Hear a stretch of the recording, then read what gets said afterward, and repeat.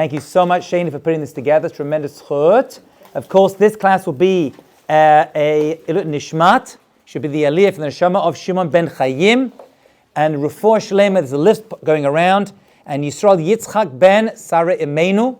There's a Refuah Shlema very, very soon. Friends, I have a lot to tell you. And we have a lot to discuss tonight. We're going to do a crash course on Lashon Harah, taking revenge, and bearing a grudge. And I'm going to throw on top, just for fun, jealousy. Because, my friends, there's no bigger killer in this world than jealousy. So we're going to come to that as well, B'ezrat Hashem. Let's begin. Remember, we're in the Rambam. This is our last in a 3-part series of the Rambam, Hilchot Deyot, when it comes to Midot. So chapter 7 of Hilchot Deyot is the Rambam suddenly taking a turn towards Lashon Harah. And he's going to divide up Lashon Harah into 5 different groupings that we are going to discuss this evening. The first one he speaks about actually is not the worst of the 5. And I think he starts with this one because the pasuk in the Torah actually references this particular type. And it's called Lo telech rachil ba'amecha. Do not go as a rachil. What does the word rachil even mean? I'm going to tell you in a moment. Let's begin. Hamaragel b'chaveru. A person who gossips.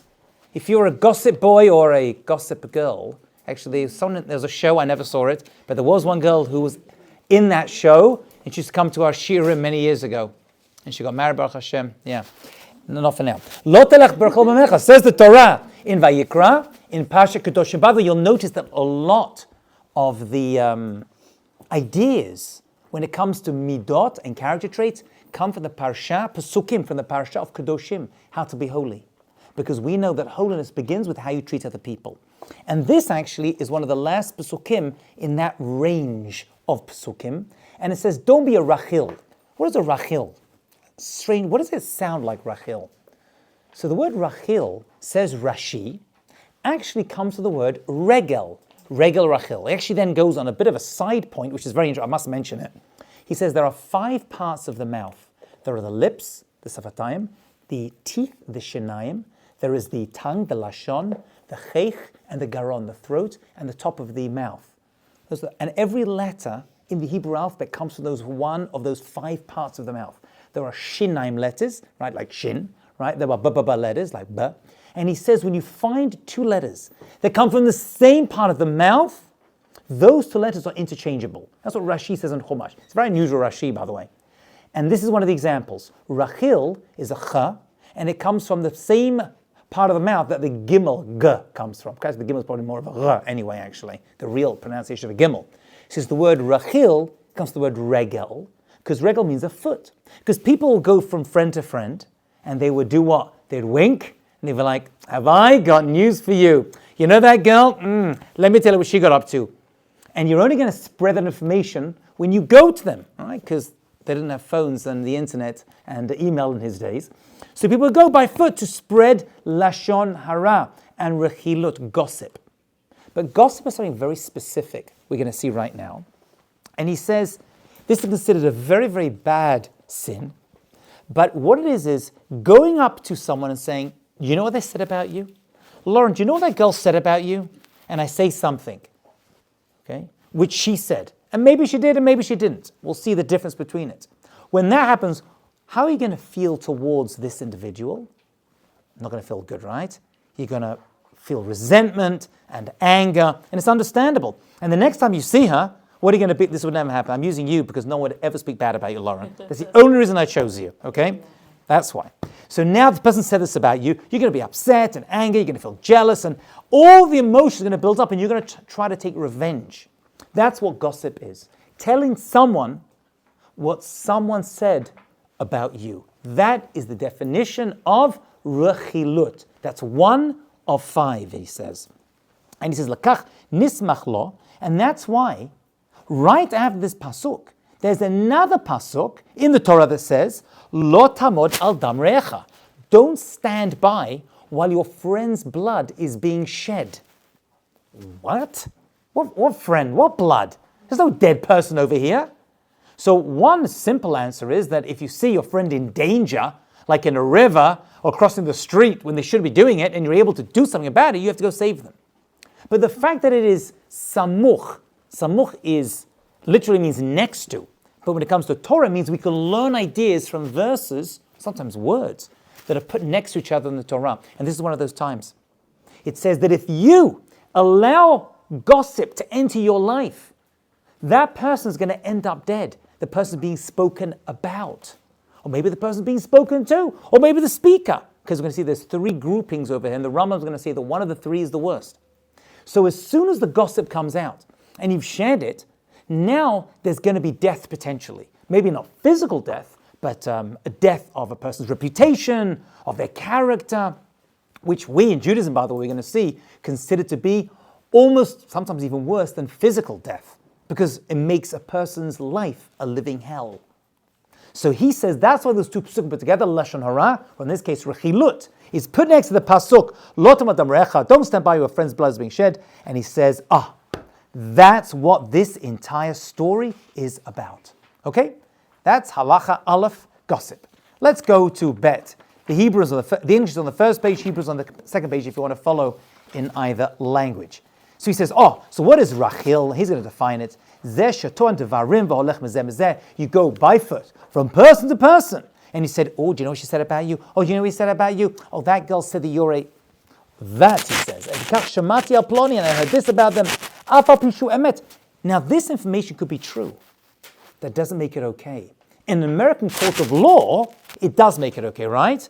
Because libel is only if it's fake. In Judaism, we're a lot more strict. We say, even if it's true, you should not be sharing this information to this individual because maybe they don't need to know it, maybe they shouldn't know it, and if they do, they're going to try to take revenge and bear a grudge and anger and not give them shidduch ideas and not give them work ideas. There's many different ways that we consider damage in Judaism. Right? I'm actually learning in the Daf Yomi, Baba Kama, it's all about damages of other people. It's considered really, really bad. Okay? This person, these are strong words of the Rambam. I don't know where else he says it, but he says you're destroying the world.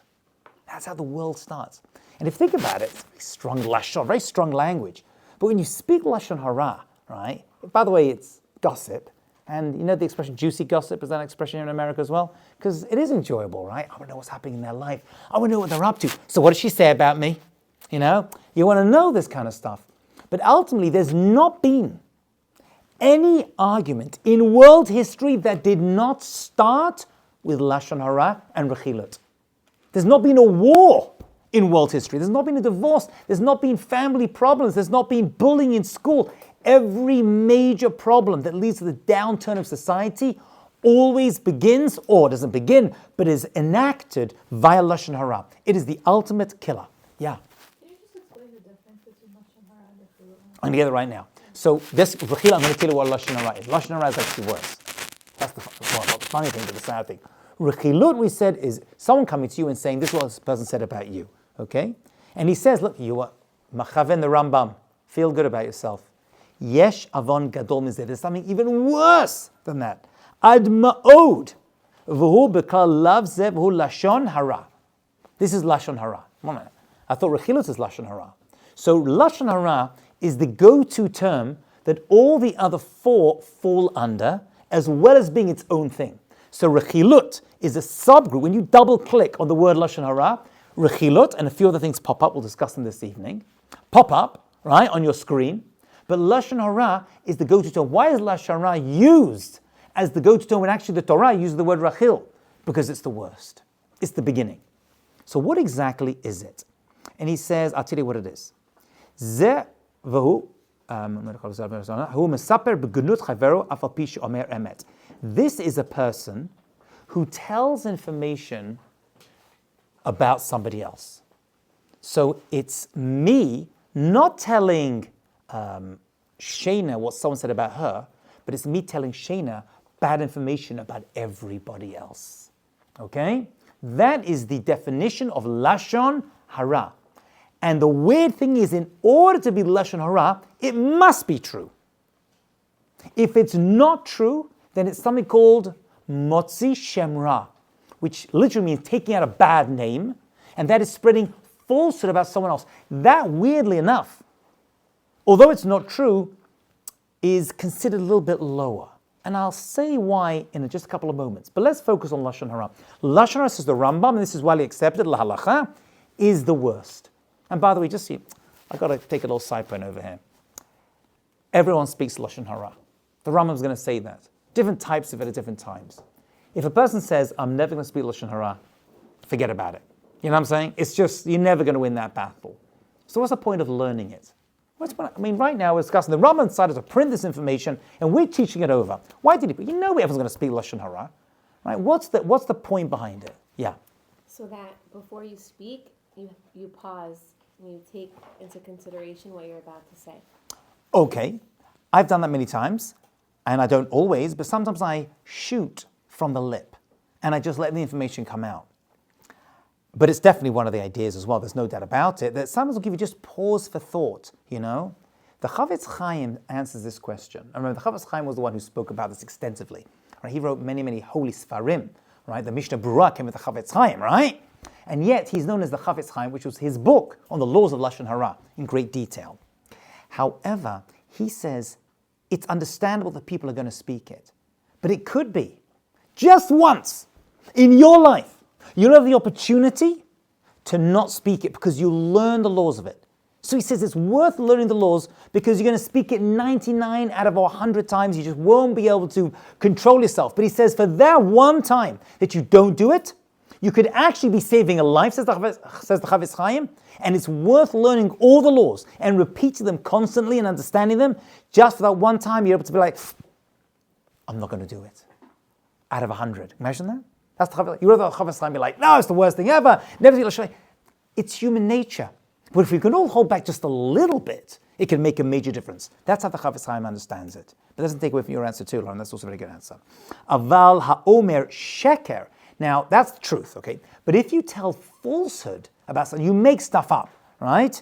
You say that, your friend Shoshana is a bank robber. That's also bad, because you're besmirching her name. But it's not true. Why do you think that lying, a sheker, is considered, by the Rambam, a little less than Lashon Harah and Rechilut? Seems like it's worse, right? Because if it's true, it's true, right? It's not libel. And yet, when it comes to something that's false, suddenly we're like, yeah, not so bad. Why do you think that would be? Because it could be disproven, maybe? I think that's the answer. I'm not sure the answer. I think that, in the end, lies end up coming out. You kind of figure out in the end, and you can't hold a lie too long. You know what I'm saying? You can hold on to it a little bit, but eventually, at some point, it may take days, weeks, months, years, maybe generations. But eventually it comes out. And therefore, lying is not okay. It's one of the 5 forms of Lashon Harah. Let's just recap. Rechilut, gossip. Someone saying to you, do you know what she said about you? Going to cause animosity. Worse than that is Lashon Harah.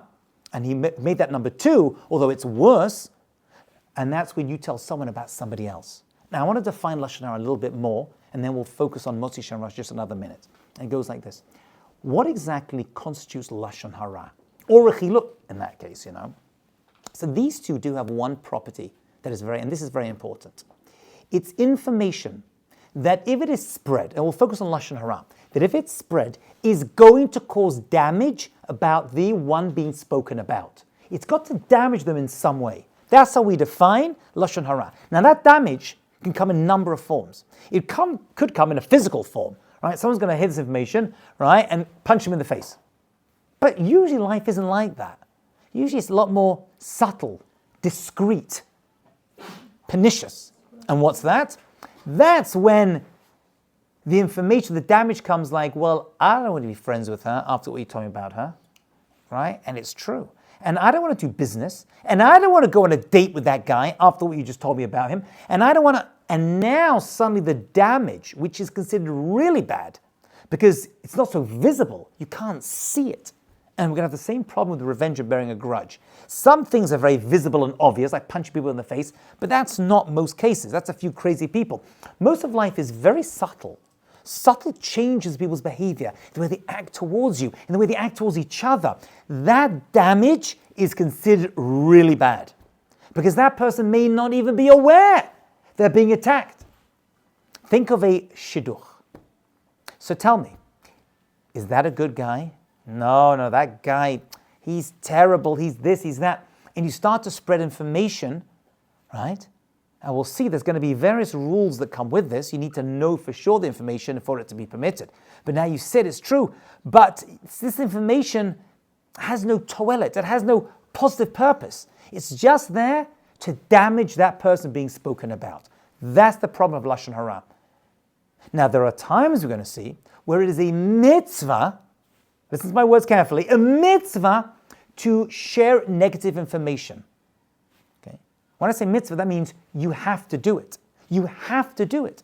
Because if someone wants information on this individual, can I have this young girl babysit my kids? We mentioned this a couple of weeks ago, right? And the answer is, and you happen to know first-hand information, this person is abusive towards children. You can't be like, well, I don't want to spread Lashon Harah. That would not be right. You better open your mouth. Now, you can put caveats. I've heard. This is what I think. This is the way I know it. And you can't exaggerate. Yes, she bullies kids and she's got really bad dress sense. You can't start adding to it. Right? You can't start to, well, im kvar az kvar. I'm saying? I might as well go the whole way if I'm at it. You've got to be very careful. You've got to be very precise. And you've got to have the listener's best interests at heart. Now that takes a lot of honesty, right? That's not so simple. And you may need a third party, you may need a friend. This stuff is constantly happening. And many times you're not so clear. But you can't be like, well, if in doubt, say nothing. No. If in doubt, you better find out whether you should say something. Because you could be saving a life, a relationship, a friendship, right? A parnasah, right? Just so you know that when you help a person lose a parnasah, or help a person lose out on their shidduch, to some degree you're killing them. It's not considered murder, but there's a little mini death that's happening. You should know that. You've got to be very careful when it comes to this stuff, what you're saying. You've got to think, and if you don't know, it's okay to say, I don't know. You need to investigate this further. Okay? Important. I know because I have daughters in dating, I get a lot of calls and a lot of emails, and I'm on a lot of shidduch resumes as well, So what about this family? Between you and me, these phone calls are a waste of time, right? Because every girl is Esther Malka, right? And every boy is Moshe Rabbeinu, right?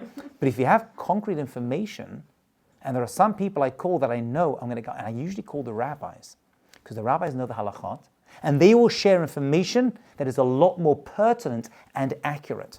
That's a little secret when it comes to these phone calls, and I've made many such phone calls. Yeah. Is it constituted as Lashon Harah when we speak positive about someone else? Great question. I've heard that a lot. Let's address that for a second. What was your name? Ella. Ella's asking a great question. I've heard, and I heard this as a kid as well, that you shouldn't speak positively about another person because that could constitute Lashon Harah. Let me be very clear with you. And the Rambam is going to say this. You're machav in the Rambam. The Rambam says, it is a mitzvah to share good information about other people. Shane is so sweet, she's so lovely, right? Rachel opened her home to us, what a kind gesture, right? She's so generous. That's a good thing to do to the person. And you shouldn't overdo it, says the Rambam, in front of the person's face, because they may get too full of ego, although nowadays everyone's suffering from such low self-esteem that it's probably a good idea to compliment them more than usual in front of their face. In the old generation, he kept it easy with the compliments. Now, people need the compliments because you don't compliment somebody, straight away they fall apart. I was once in Bet Knesset, went to a synagogue, and I walk in, I say, Shema Shalom, I come in, and I'm like a, assistant rabbi of the Bet Knesset, unpaid but irrelevant. So I'm there, and I walk in, and I see at the end, someone comes over to me, and he goes to me, what's your problem? I said, what? He goes, you didn't say Shabbat Shalom to me. I was like, I didn't see you. And he was offended the entire synagogue service, thinking I deliberately avoided him. People are very, very sensitive. You know what I'm saying? Rabbis today and school teachers and parents, they've got to give so much extra love. You can't miss a single person. It's unbelievable. I was in Israel, a little more of a serious point, but I'll share a story. I was in Israel for October 7th. And it's a long story, but it happened to be during the attack. My hotel was right next to where all the soldiers were being shipped off to battle. It was the weirdest thing. You heard this story before? There was a group of soldiers, we didn't know what to do. We brought them food and water, we donated blood, we did a whole big thing. We went up to them, and what could I do? Right? They're about to be shipped off, who knows where and when, hundreds of them. So we started to put their hands on their heads and giving brachot.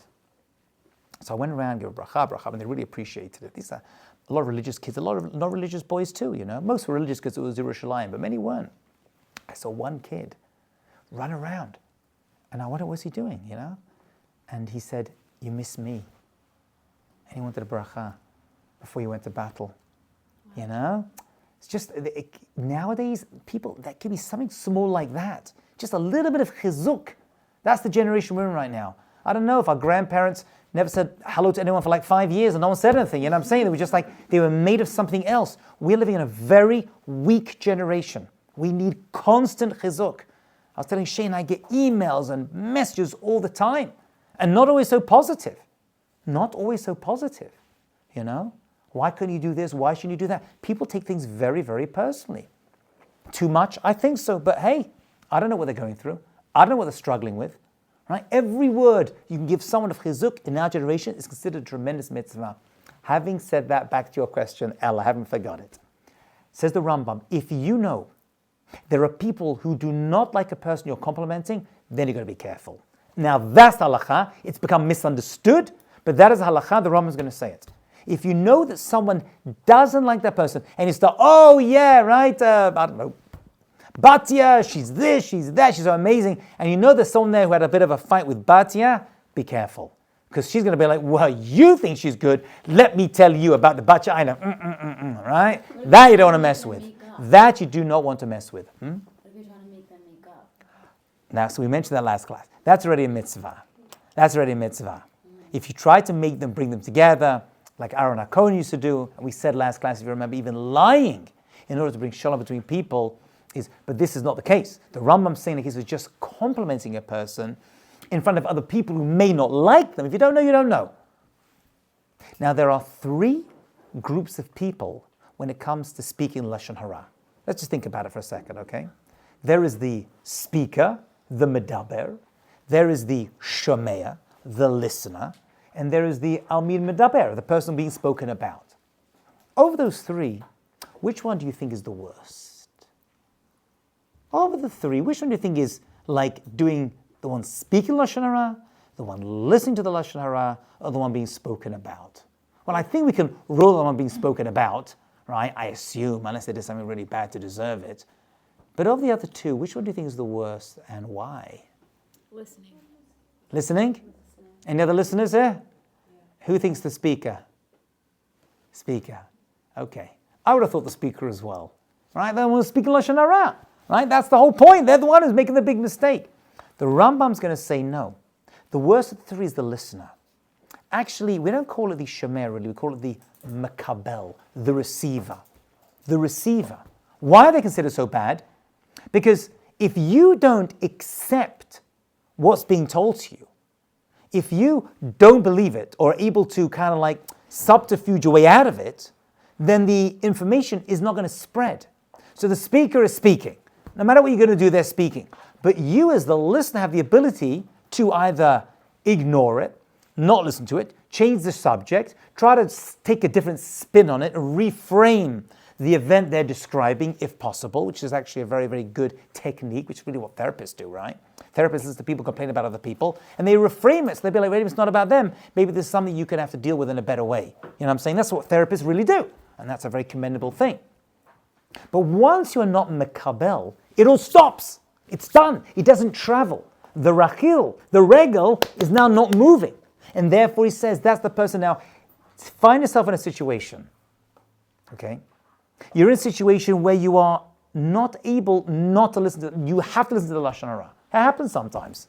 You're somewhere, you're at an event, and you're not able to do anything about it, or like me, and too embarrassed to be like, please stop talking Lashon Harah, because you sound like a, goody two-shoes, sound like a loser, so you don't want to do that. So you have another option. Someone just says something just out of the blue. And that could cause damage based upon their relationship. And the answer is, you may think to yourself, I don't believe it.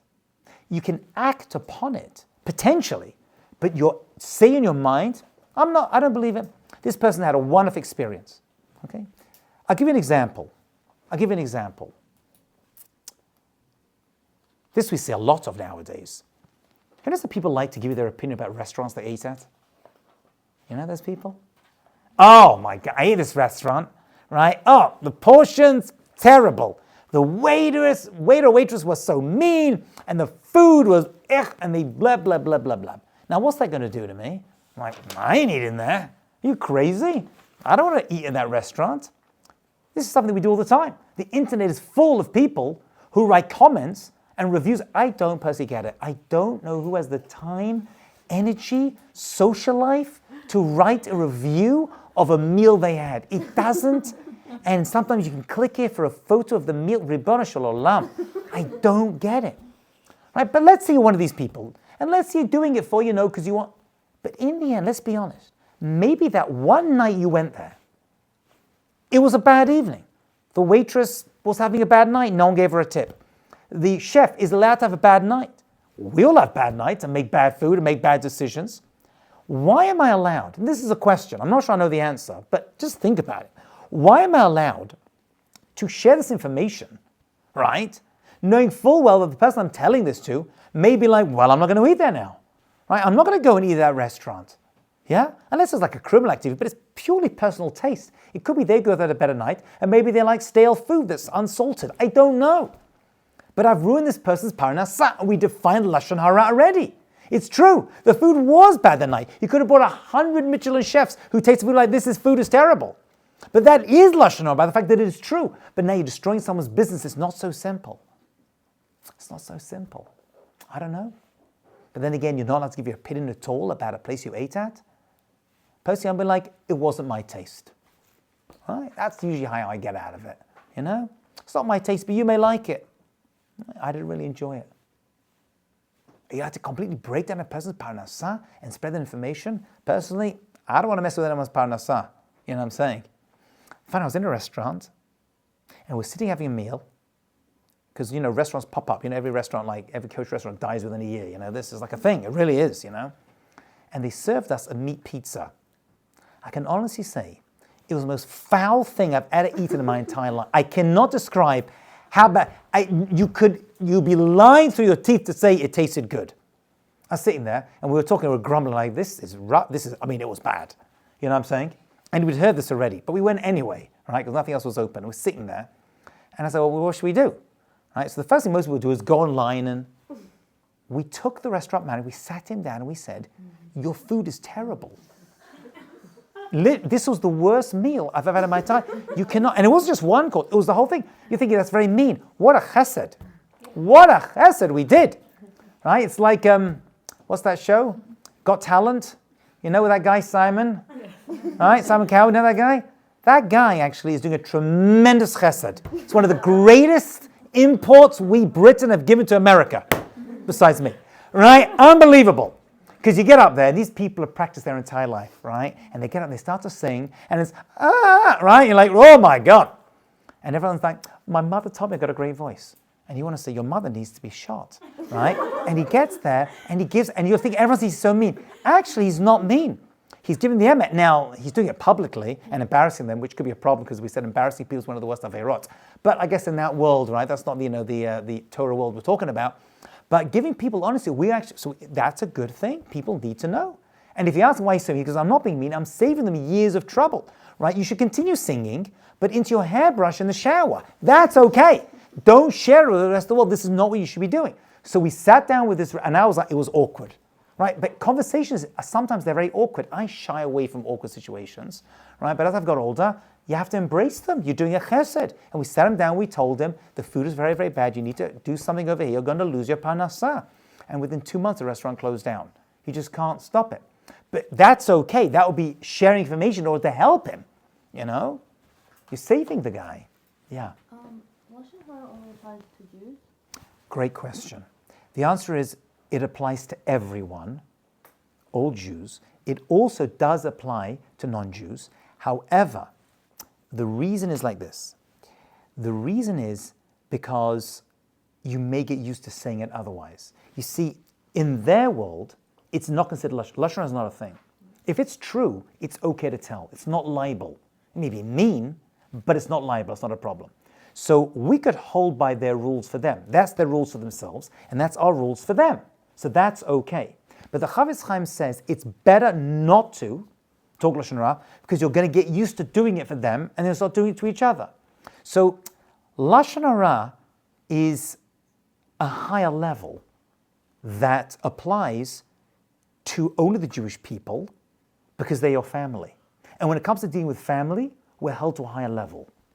But in and of itself, the rest of the world does it all the time. However, we should not do it to them because it's going to end up us doing it to each other. Does that answer make sense? Are you kind of following that? There's a few other areas. Another example of that is charging interest. You're not allowed to charge interest to a Jew. You are to a non-Jew. That's terrible. Well, not if you look at it this way. They charge interest to each other. That's accepted and understood. So when we deal with them, we just deal with them the way they deal with each other. When it comes to our own people, it's like our own family. Would you charge your mother interest on well, some of you may do that, right? I'm not judging. But you would never do that because it's your mother. Because it's your brother. It's your cousin. Okay? It's the same thing. When it comes to the Jewish people, we hold our people, our to a higher standard. Lashon is one of those examples. So let's say someone's speaking Lashon Harah and I'm listening. If I train my mind not to believe it, I just let go of that avera. Yeah, so absolutely you have. If you, but I don't believe it. To say don't. Again, if you're able to say something knowing full well this person's going to be couple and listen to you, if you're able to counter what they're saying, but in many cases you can't. You can try to reframe it. That's also a good thing to do. But the basic bottom level is I'm not accepting what you're saying. Yeah, that's actually the halakha. Actually, the Gemara says, I'm so sorry, the Gemara asks a great question. The Gemara says, why did God make us with tapered, pointed fingers? So the Gemara says, why do you have to create like this? Right? No other creature has things that come like this. They have paws, right, or something. So the Gemara says, so that they fit inside your ears, so that you hear the wrong information, you put your fingers in your ear, and you don't hear you can hear what's going on, right? You don't speak and accept Lashon Harah. That's what the Gemara says. Okay, it's a cute idea, but it's saying something. You have the ability, it's a deeper idea. You have the ability to not listen to information or believe the information when it comes your way. Right? I don't recommend someone's talking to you, put your fingers in the ears, right? Because, it's going to offend them. Yeah. Okay, it's kind of connected with my other question, and jealousy a bit, and I don't know if Rambam comments on it. So we've established speaking nice about someone is not Lashon Harah. It's a mitzvah. Speaking nice about someone is a mitzvah. Yeah, if the person, excluding the idea that the person, doesn't like them, etc., or, has a bad relationship with them. But what if you know that they have, a sensitivity to an issue, and you can say that, and that could cause them to feel jealous. For example, X has such a great family, raised so well, and then maybe that person didn't doesn't have a good family or something. Yeah. And then they might look at them with jealousy. Ella, you hit the fifth type of Lashon Harah. Right? That's precisely it, and I'm going to add to it because the Rambam's going to as well. I'll jump into it now since you mentioned it. It's called Avak Lashon Harah. It's actually the lowest form of Lashon Harah. It's still forbidden. The Rambam says we all do it all the time. It is the lowest form. Now the word Avak Lashon Harah, Aleph, Vet, Kuf, means the dust. So it's the dust of Lashon Harah. Well, why would you call it the dust? Well, where does dust form? Around something, on something, but it's not the thing itself. So he says we all talk type of Lashon Harah, which is not as bad as Rechilut, and it's not as bad as Moshe Shemra, and it's not as bad as Rechilut. And we're going to talk about another one called Onat Devarim, so remind me about that one as well. That's basically insulting language. We'll get to that, which is also considered very, very bad. This one, Avak Lashon Harah, is when you make subtle comments which you may not even mean, but you're not being sensitive to the listener or the one being spoken about. Okay? For example, this is the example the Gemara gives, and I think the Rambam quotes it. We'll see in a second, actually. And that is the following. You say to someone, wow, go hang the meat. Right? They used to hang meat as a way to, prepare it. And this person had a family member who they love very much who got hanged on some gallows. Okay? Did you mean to do it? Could you have kind of figured it out? That's a sensitivity. It's not Lashon Harah, but you've upset them with your words. It wasn't your motivation. It's just your turn of phrase, for example. You didn't think about the next step that was coming at the end of this. Or if I were to tell you, you know that girl, her house is always full and wow, her fridge always stuffed with food. Okay? So is that an insult? Is that a compliment? What exactly is that? Well, it depends. It could be a compliment. Wow, there's always food in the house, always ready to help feed guests that come to the home. It's also an insult. Wow, she doesn't stop eating. You know, right? You've got to be very, very careful. Here too, there's an extra level of sensitivity that is needed when it comes to the turn of phrase that you use, because it may actually end up constituting Lashon Harah. Now, are you expected, your example is a little bit different, are you expected to always go down 2-3 points to figure out where this is going to end up? I mean, en sof, there's no end, the davar, to the issue that we're dealing with. But at some point, you've got to kind of think about some sensitivity, like, what's this person going through? What's this going to do? Is it going to cause hatred? Is it going to cause anger? Is it going to cause jealousy? Not always so easy. But there needs to be at least a modicum of awareness that we put in our lives to figure out where are these words going to end up. Generally speaking, try to always speak positively about other people. Just do it. Just be happy, be smart, and just be makabel et kol adam b'sever panim yafot, with a happy face. That's the general rule. That's the general rule. Yeah. So I assume this is bad, but I'm just wondering, like, let's say it's not positive or negative information. It's just like you're stating like facts about someone's life just because it's like interesting to talk about, like, oh, like they have this job, or like. No, that would be fine. Again, that's not Lashon Harah. Lashon Harah is if it's going to cause damage. Only if it's going to end up damaging the person being spoken about, physically, emotionally, psychologically, financially. That's Lashon Harah. If you're just talking general information, you know, that would not be a problem. That would not be a problem. No. Now, it gets a little complicated. Someone buys a brand new car, okay? Wow, look at that, right? Abby, is there an Abby here? No, good. Let's talk about, oh God, you are? Oops, okay, fine. Abby buys a Ferrari. Did you see Abby driving a Ferrari? Is that Lashon Harah? Is that Lashon Harah, right? Well, it's tricky because it could be a little bit of jealousy. It could instill jealousy in somebody else. It could lead to ayin hara on that person for driving this. You don't drive a Ferrari, do you? And if you did, come and see me, because I have an organization you can donate to, right? So, wouldn't be a bad thing, not for me, not for the rabbi. When rabbis hear people have good things, it's a good sign, right? So that's really what you're doing. There's a certain sensitivity, you want to be careful of this, but it's not Lashon Harah. That would not be Lashon Harah. And, well, let's go a little bit further. Okay, so let's just summarize. We did Rechilut, we did Lashon Harah, we did Avag Lashon Harah. There's one more, which we haven't spoken, it's called Onat Devarim. Onat Devarim is when you hurt people with your words. That's you talking to someone. That is you cursing someone else. That is you insulting someone to their face. There's no third party involved, right? Actually, there could be if they're watching this. But you insult them, you curse them out, you shout at them, you lose your temper at them, you get angry with them, you hurt their feelings with your words. That's considered bad. Okay, you go to the parking lot and you give in your ticket. And then 3 minutes later, somebody else comes in and gives their ticket. And their car comes before yours. And you are full of ga'ava, you're full of, ego.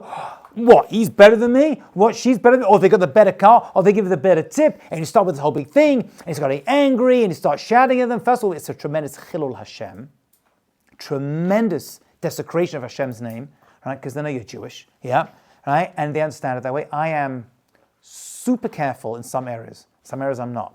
When it comes to the parking lot attendant, I'm just telling you, and people and waiters and waitresses in restaurants, it's tough sometimes, right? Because you're in a hurry, you want to go. But I try to be super nice to them. Especially parking lot attendants, I try to give them extra money. Although the parking lots charge enough anyway, but these people don't get it.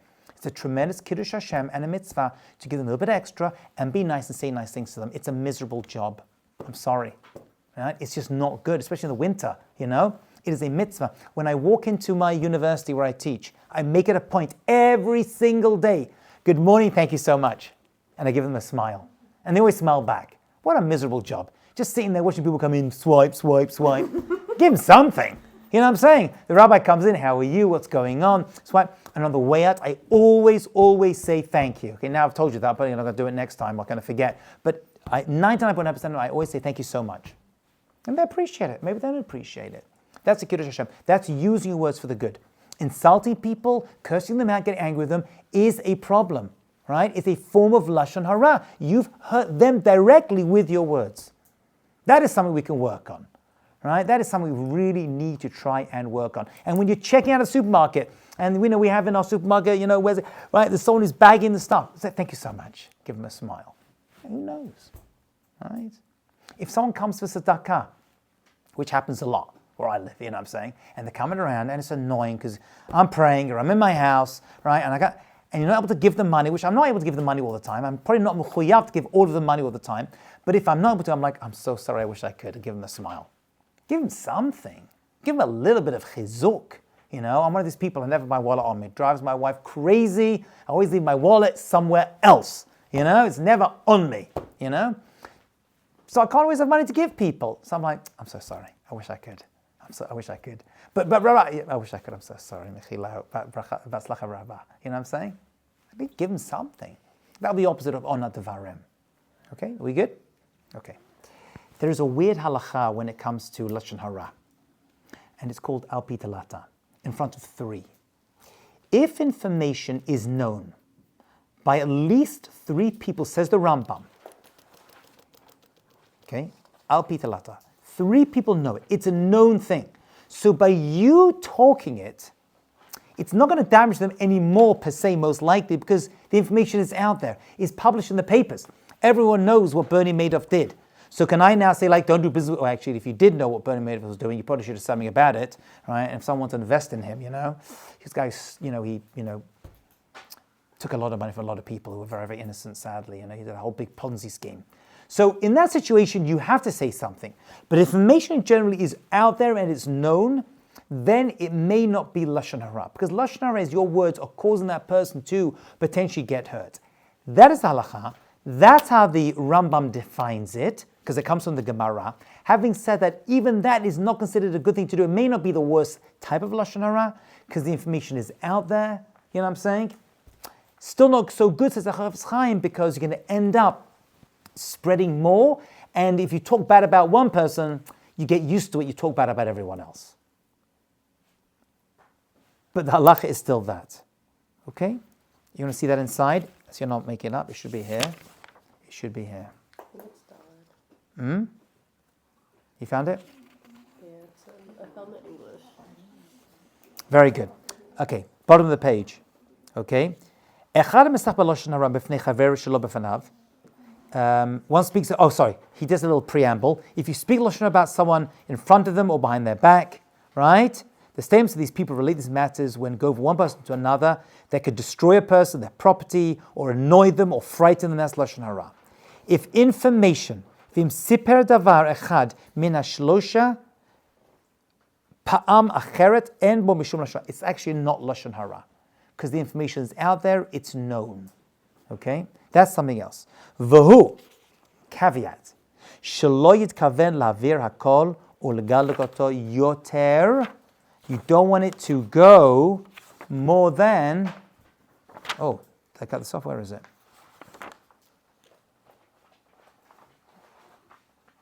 Yoter. Maybe that's it. Galgalato yoter. Right? You don't want it to go further. You're just sharing this information to this individual. Right? But if you are looking to spread this information, let it go out there, then you're adding to it. But it may not be the worst thing. It's tricky, this. I'm not going to say I'm going to have all the answers to this. No, I have a good question. Yeah. Somebody told me one time that if you're venting to someone, I don't know if this is even true, but it's okay, not oh, she's ugly and stupid. She did this to me and it bothered me, or something that someone did to someone. Great. I'm so pleased you brought this up. Okay. So, are you allowed to vent to somebody information about what someone did to you? The short answer is yes, you are, because Lashon Harah, we said, is when information is being spread to hurt that person that could end up damaging them in some way. If they know you're just venting, and this person is of the mature ability to help you understand, to reframe the event, what happened, and is not there to spread the information, but to stop it dead in its tracks, like a therapist or a rabbi representative or a good friend, then it's okay. So venting information in order to get it out is a good thing to do. You just have to know, what is your motivation? What is the listener's motivation when they hear it? If you're able to do it anonymously, like speak to a therapist without sharing it, but in general, if you're just there to get it out of your system, and really that's there not to hurt them, but because I'm so angry, right? What am I telling you? Not that you spread it, but because I have to get it off my chest, that's okay. Then that's going to be okay, because your motivation is to help yourself figure out a way to get over, or to figure out how this happened and what you can do about it. That's going to be okay. Yeah. But what if the listener like decides, oh, like now because my friend told me this, I'm not gonna like the person. So the person who spoke and like confided in the friend, is he at fault for speaking about it? Seemingly very, very good. So if you go to see your rabbi or your therapist and you tell them something, your motivation is I want to vent, and they decide to use that information against that person, they're at fault. They now are at fault, right? They're now going to be spreading the information, right, in order to just to... Now what they should do is, the therapy will be like, I'm not makabel, but I'm going to help you get through this. I'm not accepting this bad information, but I'm going to help you navigate your way through this feeling and these ideas that you're telling me. Or help you to deal with the situation in a better way. That's what they may be doing. If they take the information, go kill the person, it's not your fault. You're not culpable if they decide to take that information or say to you privately as a therapist or a doctor, whatever it is, a rabbi, and then start to use that information against that individual. No. So the short answer is no, you will not be held responsible for that. Yeah, Rebecca. Yeah, I just don't think that you can not accept what someone says about someone else. I feel like if any day you hear something being said, as much as you want to fool yourself into thinking, yeah, I won't believe them, Yeah. you'll have behind your head, like, that person did X, Y, D to someone else, Yeah. they could do that to me. And I think that Very it's good. an unrealistic expectation on yourself to say, oh, I just want to accept. And I've had that done to me. Like, people tell me things, and I'm like, I really wish you didn't tell me that. Because now, in the back of my mind, as much as I want to not, close what they said, it's been said, and it's really hard to undo that in your mind. You'll say something very, very good. There's no doubt about it. In the end, find some good friends that don't speak Lashon Harah, right? But it's called kaptei v'chashtehu. You're allowed to say, I don't believe what you're saying, but I'm going to wash myself. We're humans. You're allowed to protect yourself against this individual. You know what I'm saying? You're allowed to do that. And if you don't act upon the information, right, which is a struggle in many, many cases and situations, you don't act upon it. And many times in life, Rebecca, I think if people told me bad things about an individual, and I did kind of believe them, and I got wary, and then I got to know that person, I'm like, wow, it's just their perspective. It just purely comes from them. It's stuff they're dealing with. This person's not so bad, But that's what life is navigated. It's all very well in black and white on the paper. When it comes to actually dealing with this in real life, there's a lot of gray, right? You've got to know how to navigate some of these situations and scenarios. So you're right, I hear. I don't know how to answer your question in a real way. Sometimes you get information, you hear it, and it's very, very hard to be like, well, I don't believe it. But how you act upon it, you're going to spread the information yourself, second, third, fourth hand, that's in your hands. So my problem with that is it may not, I'm not going to talk about it, but the way now I even interact with that person, it's not my whole being there. It's like I'm on the fence. I'm watching my back. Yeah, and I don't. I hear. That's normal. I think it is normal. A lot of these things are normal. Doesn't mean they're not workable. It's tough. It is tough, yeah. I don't know if this is gonna be helpful, but I always have like a rule that if someone tells me something about someone else, like, oh, this person's such a bad friend, or this person did this to me, like, as long as the person has never hurt me, like, I choose not to judge them. And I think it's very hard, but like, I always try to really see the good in people, unless they do something personally to hurt me. So like, if my friend tells me, oh, like, she did this to me, I'm like, That's impressive. I tell you what's tough when it comes to your own family. All right, my son comes home, I was bullied in school. Well, that's really a mitzvah to go deal with that, I hear you. It's commendable. It's a very, very high level to be at that point, All I can say is the Torah goes out of its way to bring people together and make us make peace with each other. It's tough. There are some people who just are everyone speaks Lashon Harah once in a while. It's just a reality. Everyone.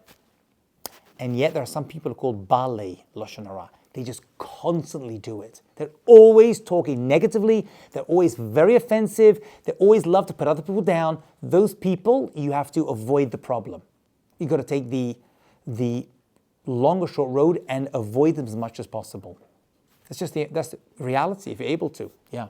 So a few things on the venting. So I learned that you're only allowed to vent to one person. Like you can't go and tell 5 different people and say like, oh, I'm venting. So you can vent, but you have to pick one person to vent. That becomes your person you go to when you're dealing with something. It can be different each time, but like it could be like your therapist one time and then like a good friend another. Yeah. If you know this person is there for your best interest, they're not going to damage this individual, that's what you want to do. And many times you do it, you're going to do it with your marriage. Your husband's going to do something that drives you crazy. You cannot start doing Lashon Harah against this individual knowing full well it's going to destroy his life, right? Or you're shooting yourself in the foot. But if you find a friend who knows wants the best for you and go there and this person will help reframe it to bring shalom between you. Yeah. So, back to my question. Let's say someone does have a friend that will help you reframe it, because it's kind of like the opposite side of Rebecca. Like, let's say I have a friend that I really want to talk to about this specific thing, and like she maybe might know like the person I'm talking about, but like if I want her perspective and like her reframing, but it still is going to be I'm sure it's probably going to be damaging to the mutual person that we know. Not necessarily. You have to know the person. Not necessarily. If you think it could, then you shouldn't use that person. If this person is going to have the ability to now act upon it and take revenge and hurt them in some way. Not that. Just like maybe now, like Rebecca, like maybe they'll think something about like that person I'm talking about. It may not be. Look, you're not allowed to hate another person in your heart. No doubt about it. But Lashon Harah is if this person takes the information and it's causing that other individual damage. That's the definition of Lashon Harah. Okay? Yeah. So thinking they're a bit of a loser, a bit of a nerd, a bit of a dork, whatever. Not nice, but it is what it is. But if it's going to cause them damage, you're not going to give them a job because of it, they're going to lose friends over it, you're not going to talk to them, you can tell people not to do business with them, not set them up, then that's something else. But how do you know that? How do you know what? You don't know how far your words go.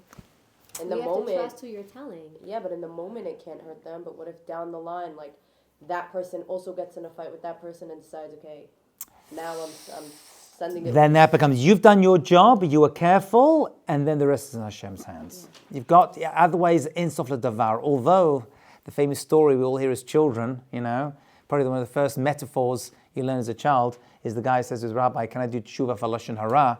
And he says, take a pillow, right, with feathers in it, go on the mountain, right, where the wind is blowing and open it up and try to bring the feathers back. I never like that metaphor because it's an idea that you can never retrieve Lashon Harah once it's gone.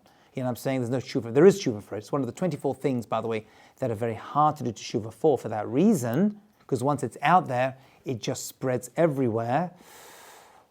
But, having said that, we're still human. It happens. We're going to speak it. And I'll finish with what we were saying from the very, very start, because I want to move to jealousy and revenge, which is going to be the next part, right? It makes sense, the Rambam talks Lashon Harah, and then let's talk about revenge and bearing a grudge. So at some point you have to be like, okay, if I can just not speak it once, you know what I'm saying, then it's still worth me reviewing these ideas, once in a while. Yeah? Okay, let's move on, because I do want to finish. We have a few minutes left. I've already speaking 53 minutes. So let's get on to revenge. Revenge, says the Rambam, is an isur in the Torah. Just like Lashon Harah is. By the way, the Chavetz Chaim says Lashon Harah is not 1 or 2, it's actually 36. Right? Every time you speak Lashon Harah, you're probably doing 36 or so Averot, as a side point. You eat pig, you're just eating pig. Right? I don't know why, and I've mentioned this before. When it comes to the idea of eating pig, we would never do it. But Lashon Harah is like, it's part of life. It's unusual. What do you say? Well, everyone does it. Well, everyone eats pig as well. I don't know why. It could well be that in Shemayim, Lashon Harah is considered worse than eating pig. Although we would never, we're very careful what we put into our mouths, but less careful what comes out of our mouths as well. Revenge. So the Rambam is going to define revenge, and actually this is very similar to the Rashi, and they both get it from the Gemara when it comes to this. That's if a person says to you, lend me your... Did we do this once, by the way? We didn't do this in this class, did we? Okay.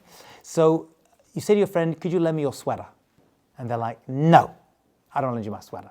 And the next day they come to you like, can I borrow your, your shoes?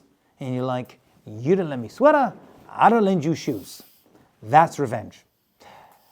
The Rambam doesn't give that. He uses a hatchet and a sickle that he used to cut down things, but you get the idea, okay? That is revenge. If you do not lend your shoes because that person did not lend you their sweater, that's revenge.